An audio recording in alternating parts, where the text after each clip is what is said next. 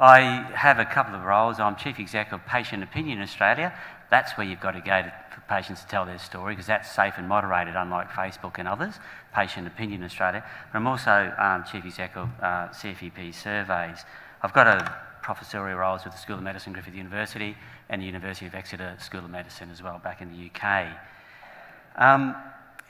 Multi-source feedback is really patient and colleague feedback, but you'll see Dilbert's little cartoon here, basically having a bit of a joke there, if you can see that, saying it should be anonymous, and he thinks it's linked to pay rises, so how would he know? But that appeared in the March edition in the UK, just before revalidation launched, actually, so the press were getting onto that as well. Look, it might surprise you, but many moons ago, I used to be a Franciscan monk, a friar. Now, you don't have to adjust your spectacles, that's not me. That was Father Dan, he was my appraiser, or my mentor. And I remember working on the oncology ward at Royal North Shore Sydney Hospital with women being treated for breast cancer, and I was a chaplain. In fact, I used to go up to folk and say, "Hi, I'm Michael from the Pastoral Care Department." And if it happened once, it happened more than once. People would say, "Oh, I'm so sorry, dear. I know you haven't had much rain out west lately," but I'd say, "Yeah, that'll do, that pastoral department." While I was working with these women, I was always amazed how much they taught me. And I used to sit there, I was only in my mid-20s, and I used to sit there and think about what to say, but I didn't have to say much, I just listened. And Father Dan said to me once, "So what have you..." Because I was a little bit disappointed that I wasn't really making a difference. I felt I wasn't. I was there to give, and I seemed to be not doing that. And he said, "Well, what have you learned from your patients? How have they shaped you, both personally and professionally? Because you are a product of your patients. Patients will mould you." I thought I was the one doing the giving, so that turned things upside down a bit. So when I used to do some work with GP registrars, I always asked them that question: what are you learning from your patients? Don't give me the clinical stuff. Tell me how they've shaped you to be a better human being, in terms of resilience, in terms of compassion, those sorts of things. So that's a little bit why I sort of come into this area of feedback. I think it really can shape us. And it's not just the patient feedback or the colleague feedback, but feedback in general. I think we have to be humble people to accept that feedback as well. And Michael demonstrated that brilliantly just before. Multi-source feedback is really patient and colleague feedback. It's not just colleague. When I go to the surgeons and the physicians, they say, "We've done multi-source feedback." I say, "So how'd you go with patients?" They go, "Patients? What do you mean patients? It's colleague." And I said, no, it's patients and colleague. GPs tend to be more on the patient bit, not so much the colleague. So that will change a bit with the proposed talks around revalidation about strengthened CPD to include a multi-source feedback type. You'll hear more about that. So it's full circle feedback. And the patient feedback tends to focus on communication, and the colleague feedback tends to focus on professionalism. So that's how things have sort of evolved. And in other words, do you see yourself as others see you? And often the answer is partly yes and partly no. In the educational context, the old Miller's pyramid in terms of knows how, shows how, does, you'll see the different assessment items attached there. So multi-source feedback, MSF, tends to be around the does, the sort of workplace-based assessment. So this is how a person's performing within their work as opposed to MCQ. And there's a lady who's here, medical educator Rebecca Stewart, some of you may know her. She's done some seminal piece of research on what the assessments that we use, how well are they identifying people in need of remediation. And without stealing her thunder, she'll talk about ECT visits and colleague feedback as opposed to the other assessments. We've got a workshop on that I'm advertising now this afternoon after lunch. So, as I said, patient feedback's around your greeting skills, listening, your clarity of explanations, how you demonstrate respect, empathy, trust, whether you allow people to express their concerns and fears and how well you do that, how well you involve them in decision making, and concern for them as a person, not just a number.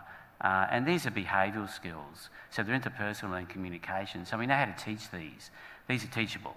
And the colleague feedback tends to focus more around that professionalism bit, around clinical knowledge, communication with colleagues, respect for colleagues, awareness of limitations, teamwork, appearance, how you manage stress, etc.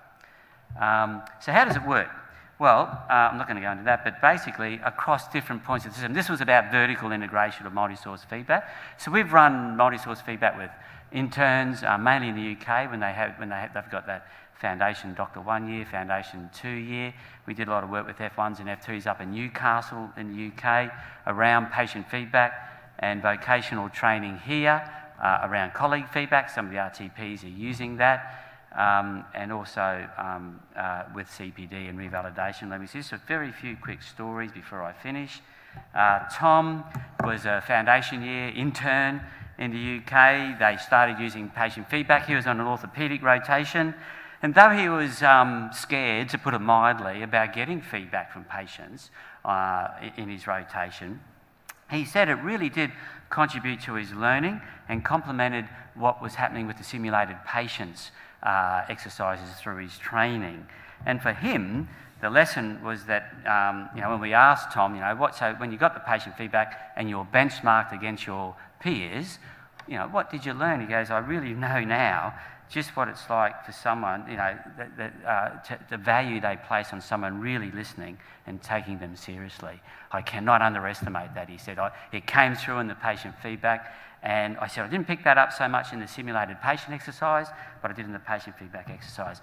Marie, she is an RTP registrar, and she did some colleague feedback. She was in her GPT2 term, and she came across as a registrar that was brilliant in terms of very confident, but the colleague feedback didn't show that as much. It was slightly below average, so she discussed her results with the supervisor.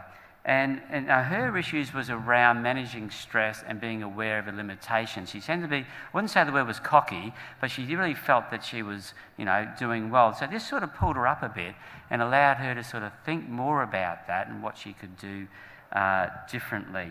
Finally, I'd just like to share Dave's story. Dave's he was actually a UK GP. When I arrived in England in 1999, I was there for 8 years. One of the first things I did, I went over there with the patient feedback. And Dave was quite a high profile GP, led a primary care trust, and back then it was a primary care group. And he did the patient feedback, rang me up after he did it, as part of clinical governance back then in 2000. And he said, Greco, this patient feedback is rubbish.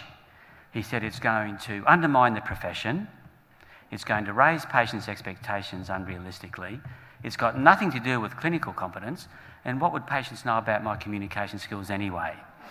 Now, it was around the time of the Ashes, so I sort of got on the front foot and said, did you get a bad score or something? And he said, no, that's got nothing to do with it. I knew he did. And he said, that's got nothing to do with it. And I said, no, that's fine. I mean, I'm just recalling what I remember of the conversation. About 3 weeks later, he phoned me and he said, Michael. And I said, oh, yes. And he said, I want to talk to you about our conversation a few weeks ago. I said, what happened? He says, I went home to my wife, and I knew afterwards she's an anaesthetist, and I showed her my feedback, and I said, darling, look what patients are saying about me. I don't listen. I don't give them enough time. And she just pulled out the old saying, well, darling, you're just like that at home. Why would you be any different in the consultation room? And that sort of pulled him up a bit. And then that weekend, he went down to a local cafe down in Torquay, actually a place called Thurleston. And his words, it's run by a mad gay Scotsman. And every week he'd have a saying up on the wall. And this week it was, if you think you're God's gift to man, I hope you kept the receipt. And the fascinating thing was, his feedback showed that women, female patients, did not find him very helpful. Whereas the male scores were, and he had about 22 males and 25 females in the feedback. And the female benchmarks were much lower. And he said, Michael, what's wrong with me? I said, nothing's wrong with you, David. He said, I do exactly the same in my consultation with my male patients as I do my female patients. And I said, David, therein lies the problem. I said, people are different. You adjust your consultation styles. Anyway, long story short, he's been doing this now for 14 years, 14 years, since 2002, thereabouts.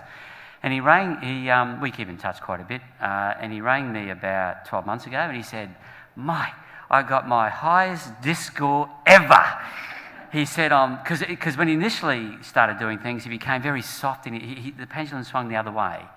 And his females thought he was all right, but his male patient was going, "What are you doing?" So, it sort of, after about 6 of these assessments, he did one about every 2 years, it came to the point where he got 90-something%.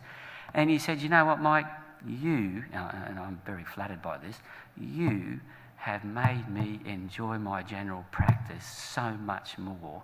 And I've been, he's in his late 50s now. And I think this is, the potential when we really do want to learn from our patients and hopefully our colleagues that we go well. So I think that's all I've got. I think I've probably run over time. Nope. So thank you very much. Cheers.